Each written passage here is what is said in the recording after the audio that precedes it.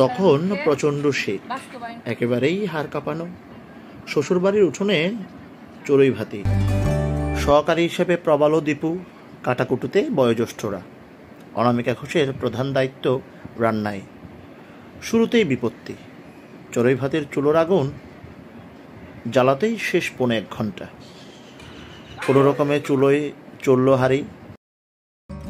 সালাদ, লইট্টা শুটকি ভুনা, মাছ ভাজি, বেগুন ভাজি, মুরগির কালা ভুনা, দেশি মুরগির ঝোল, বাট মিসিং থকথকে মুসুরের ডাল। খাবারের আইটেম কিন্তু কোনোভাবেই কম নয়।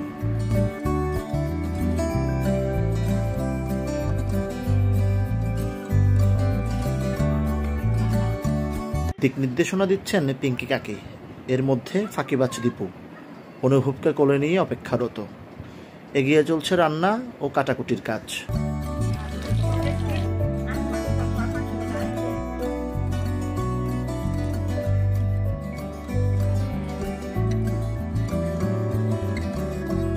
হঠাৎ চুলোর আগুনে বিদ্রোহ।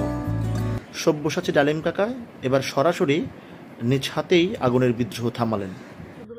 খেলাও চলছে, রান্নাও হচ্ছে। থেমে নেই গল্প, হাসি, কান্না, দুঃখ, বেদনা, সব মিলিয়ে সংসার। জিভে জল আসা শুটকি প্রায় প্রস্তুত। ব্যস্ত রন্ধন শিল্পীরা।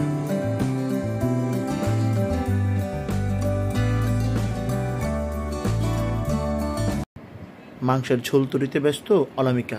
অন্যদিকে আজকের কালো ভুনাটার রান্নার দায়িত্ব ছিল দীপুর।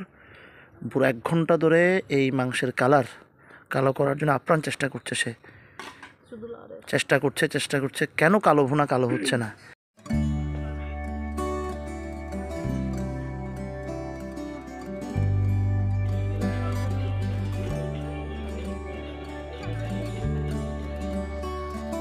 বেগুন ভাজা হচ্ছে, রান্না প্রায় শেষের দিকে।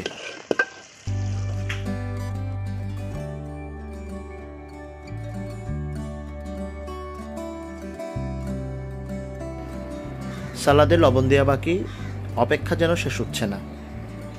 প্রবাল বসার জন্য ব্যবস্থা করছে, গেমস নিয়ে ব্যস্ত অরণ্য।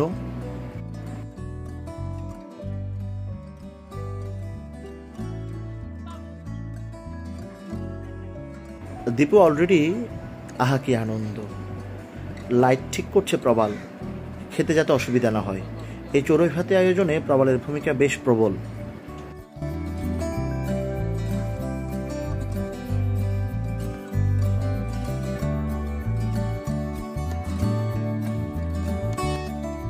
অবশেষে গরম ভাতের সাথে বেগুন ভাজি, সালাদ ও মাছ ভাজি, শুটকি ভর্তা।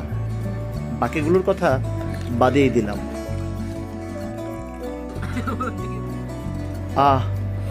খেয়ে এত খুশি দীপু, ধন্যবাদ দিতেও ভুলল না।